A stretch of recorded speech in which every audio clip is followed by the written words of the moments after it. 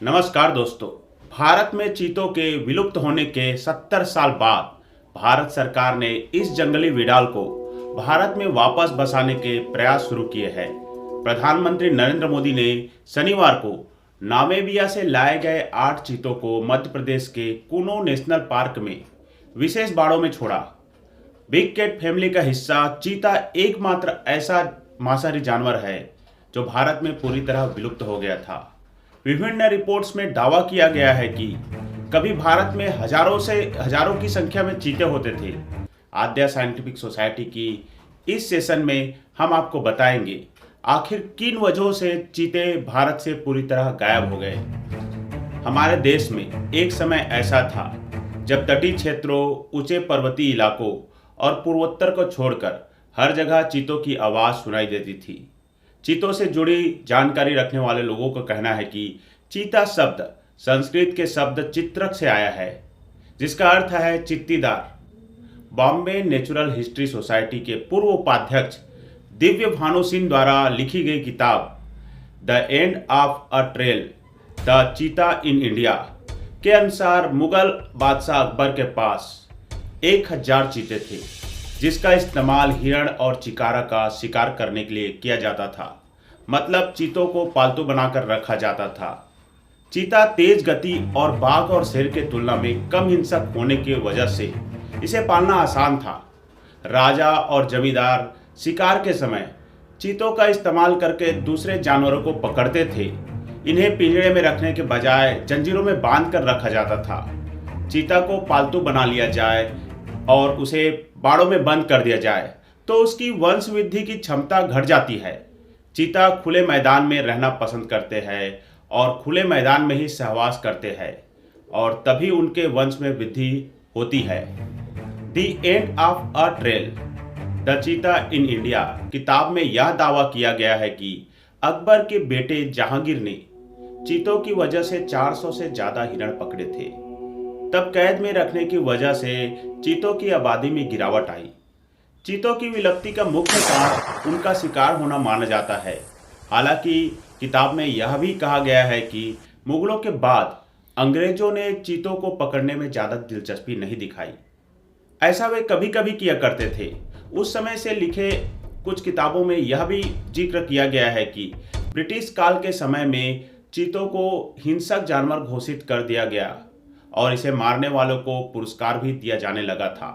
चीतों के अपने जीन भी उनके अस्तित्व को खतरे में डाल रहे हैं। चीतों की प्रजनन सफलता दर कम होती है और कम संतान होने पर इनकी संख्या उस रफ्तार से नहीं बढ़ सकती जिस रफ्तार से बढ़नी चाहिए थी। 20वीं शताब्दी में भारत में चीतों की आबादी में बहुत तेजी से गिरावट आई। कहा जाता है कि 1947 में चीतों को आखिरी बार देखा गया था। 1947 में कोरिया रियासत, जो वर्तमान में छत्तीसगढ़ में स्थित है, के महाराज रामानुज प्रताप सिंह देव को शिकायत मिली कि कोई जंगली जानवर मवेशियों को मार रहा है और कुछ ग्रामीणों का भी हत्या कर चुका है। इसके बाद महाराज शिकार पर निकले। उन्होंने 1-2 नहीं बल्कि 3 चीतों को ढेर कर दिया। 1952 में भारत सरकार ने आधिकारिक तौर पर चीतों को विलुप्त घोषित कर दिया। 1970 के दशक में ईरान के शाह ने भारत में चीते भेजने की बात कही थी, लेकिन उन्हें बदले में भारत से शेर चाहिए था। कुछ कारणों के चलते उनकी यह पेशकश पूरी नहीं की जा सकी। इसके बाद भारत सरकार ने वाइल्ड लाइफ प्रोटेक्शन एक्ट बनाया, जिसे 1972 में लागू किया गया। इस एक्ट के अनुसार देश में किसी भी जगह किसी भी जंगली जीव का शिकार करना प्रतिबंधित कर दिया गया। इसके बाद देश में जंगली जीवों के लिए संरक्षित इलाके बनाए गए, लेकिन लोग चीता को करीब करीब भूल ही गए थे। चीतों को भारत में लाने की कोशिशें साल 2009 में तेज हुई। इसके बाद एक लंबी प्रक्रिया के बाद अब नामीबिया से भारत को चीते प्राप्त हुए।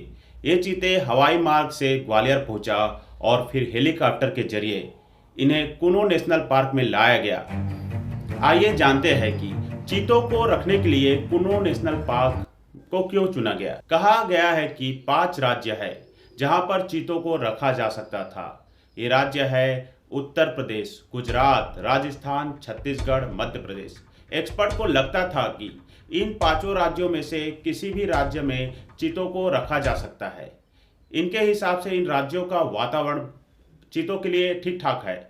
लेकिन फिर तय किया गया कि कुछ और सर्वे और बारीक जांच करते हैं।